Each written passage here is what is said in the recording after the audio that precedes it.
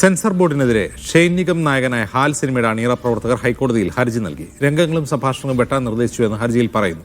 സമയബന്ധിതമായി സെൻസറിംഗ് പൂർത്തിയാക്കാൻ പുതിയ മാനദണ്ഡം രൂപീകരിക്കണമെന്നും ഹർജിയിൽ ആവശ്യമുണ്ട്.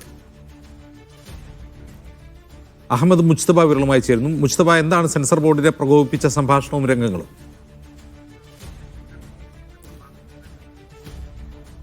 അജിംസ, ഇന്നിപ്പം ഹൈക്കോടതിയിൽ ഒരു ഹർജി വന്നിരിക്കുന്നു. അതിൽ ഈ ഹാൽ സിനിമയുടെ സംവിധായകനും പ്രൊഡ്യൂസറും ഉൾപ്പെടെയുള്ള ആളുകളാണ് സിനിമയുടെ സെൻസർഷിപ്പ് നിഷേധിക്കുന്നു, അതിന് മതിയായ കാരണങ്ങൾ വ്യക്തമാക്കുന്നില്ല എന്നതുൾപ്പെടെ ഒരു വലിയ സാമ്പത്തിക ബാധ്യത ഉൾപ്പെടെ ആ സിനിമയുമായി ബന്ധപ്പെട്ട് അതിൻ്റെ ഡിലേ വരുന്നൊരു സാഹചര്യത്തിലൊക്കെ ഉണ്ടാകും എന്നതുൾപ്പെടെയുള്ള കാര്യങ്ങളാണ് ഇപ്പോൾ ആ സിനിമയുടെ അണിയറ പ്രവർത്തകർ തന്നെ നമ്മോട് സംസാരിക്കുന്നു. നിങ്ങൾക്ക് ഒരു പക്ഷേ വിശദീകരണം കിട്ടിയിട്ടുണ്ട് എന്നാണ് മനസ്സിലാക്കുന്നത്. പ്രധാനപ്പെട്ട മാറ്റങ്ങൾ എന്തൊക്കെയാണ് നിർദ്ദേശിക്കുന്നത്? അതിൽ പറഞ്ഞത് ഞങ്ങളുടെ സിനിമയിൽ ഒരു ബീഫ് ബിരിയാണി കഴിക്കുന്ന രംഗമുണ്ട്. അപ്പോൾ ആ ബീഫ് ബിരിയാണി കഴിക്കുന്ന രംഗം പാടില്ല. പിന്നെ അതുപോലെ തന്നെ ഗണപതി വട്ടം എന്ന് പറഞ്ഞൊരു വേർഡ് യൂസ് ചെയ്യുന്നത്, ആ രംഗം പാടില്ല. അതുപോലെ തന്നെ ഒരു ധ്വജപ്രണാമം എന്ന് പറയുന്നുണ്ട്, ആ ഏരിയ പാടില്ല.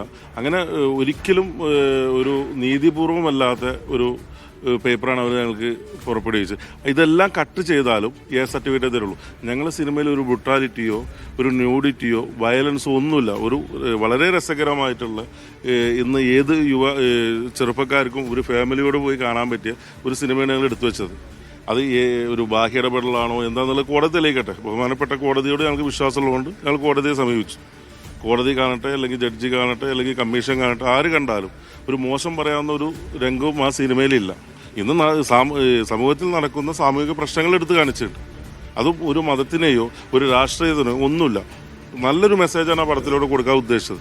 അത് ഇവരെടുത്തിട്ട് ബീഫ് ബിരിയാണി കഴിക്കുന്ന രംഗം പാടില്ല. ഒരു ഡയറക്ടറാണ് തീരുമാനിക്കുന്നത്. അത് ബീഫ് ബിരിയാണി ആയിരുന്നു, അത് ഡമ്മി ആയിട്ടുള്ള ബിരിയാണി ആയിരുന്നു, മട്ടൻ ബിരിയാണി. വാസ്തവത്തിൽ ആ ബിരിയാണി മട്ടൻ ബിരിയാണിയാണ്. ഞങ്ങൾ ഷൂട്ട് ചെയ്ത സ്ഥലത്ത് ബീഫ് ബിരിയാണി കിട്ടാനില്ല, അതുകൊണ്ട് മട്ടൻ ബിരിയാണിയാണ് ഷൂട്ട് ചെയ്തിട്ടുള്ളത്. അത് സിനിമയിൽ ഒരു ഭാഗത്ത് പറയുന്നുണ്ട് അവിടെ പോയ ബീഫ് ബിരിയാണി കിട്ടുമെന്ന്. അത് ബീഫ് ബിരിയാണി എന്ന് കരുതിയിട്ട് ആ സീൻ എടുത്ത് മാറ്റണം. വളരെ വിചിത്രമായിട്ടാണ് തോന്നുന്നത്. നിലവിൽ ഈ സിനിമയുടെ ഒരു ആകെത്തുക അന്തരീക്ഷം മറ്റു സംഘർഷങ്ങളൊന്നുമില്ലാത്ത വളരെ നോർമലായ ഒരു സിനിമ, നോർമലായിട്ടുള്ള ഒരു ലവ് സ്റ്റോറി. ഒരു ലവ് സ്റ്റോറി പറഞ്ഞാൽ ഒരു ലവ് സ്റ്റോറി എന്ന് പറഞ്ഞാൽ ഒരു പുരുഷനും ഒരു സ്ത്രീയും അല്ലെങ്കിൽ ഒരു കാമുകന്മാർ തമ്മിലുള്ള, അപ്പോൾ പല മതങ്ങളുണ്ടാവും. ഈ കേരളത്തിൽ ഒരുപാട് മതങ്ങൾ ഒരുമിച്ച് ജീവിക്കുന്നതാണല്ലോ. സ്നേഹിക്കുമ്പോൾ മതങ്ങൾ നോക്കിയിട്ട് സ്നേഹിക്കണമല്ലോ. വളരെ നല്ല മെസ്സേജാണ് കൊടുക്കുന്നത്. ഈ കേരളത്തിലല്ല എവിടെയും ജീവിക്കുന്നവർക്ക് അല്ലെങ്കിൽ വളർന്നു വരുന്ന കുട്ടികൾക്ക് നല്ലൊരു മെസ്സേജ് കൊടുക്കുന്ന ഒരു സിനിമയാണ്. അത് ഇനി ഭാവിയിൽ കോടതി കണ്ടിട്ട് അതിൻ്റെ വിധി വരുമ്പോൾ നിങ്ങൾക്ക് മനസ്സിലാവും. ഇതിനകത്ത് ഇപ്പോൾ നിങ്ങൾക്ക് തന്ന ലിസ്റ്റിനകത്ത് പറയുന്ന ഒരു ഫസ്റ്റ് മാറ്റം നിർദ്ദേശിക്കുന്നത് delete the sequence in the song where Maria use Muslim religious attire to hide her identity. ഓവറായിട്ട് ഞാൻ അതിലേക്ക് കിടക്കാത്ത ഒരു സിനിമയുടെ കഥാതന്തുവിൻ്റെ മെയിൻ ഭാഗമായതുകൊണ്ട് എന്നാലും പറയാം. ഒരാൾ പുറത്തേക്ക് ഇറങ്ങുമ്പോൾ അദ്ദേഹത്തിന് മുഖം കാണാതിരിക്കാൻ വേണ്ടി ഒരു തട്ടം യൂസ് ചെയ്യുന്നു, അല്ലെങ്കിൽ ഒരു പർദ്ദ യൂസ് ചെയ്യുന്നു. എത്രയും സിനിമയിൽ ഞാൻ മോഹൻലാൽ വരെ ഒരു സിനിമയിൽ പർദ്ദട്ട് പോകുന്നൊരു സീനുണ്ട് അല്ലേ. അതിന് മോഹൻലാലിൻ്റെ വ്യക്തിത്വം മാറ്റില്ലല്ലോ. ഈ പെൺകുട്ടി ആ പർദ്ദ യൂസ് ചെയ്തപ്പോൾ അവരുടെ വ്യക്തിത്വത്തിന് പർദ്ദ എന്ന് പറഞ്ഞ ഡ്രസ്സ് യൂസ് ചെയ്തപ്പോൾ കോട്ട തെറ്റി എന്നാണ് ഞാൻ ഈ നോട്ടീസിൽ മനസ്സിലാക്കുന്നത് അല്ലേ. മറ്റൊന്ന്, ഈ സിനിമയുമായി ബന്ധപ്പെട്ട് എന്തായാലും ഹാല് സിനിമയുടെ ഹാല് മാറുകയാണ്. സെൻസർ ബോർഡിന് വല്ലാത്ത പ്രശ്നങ്ങളാണ്.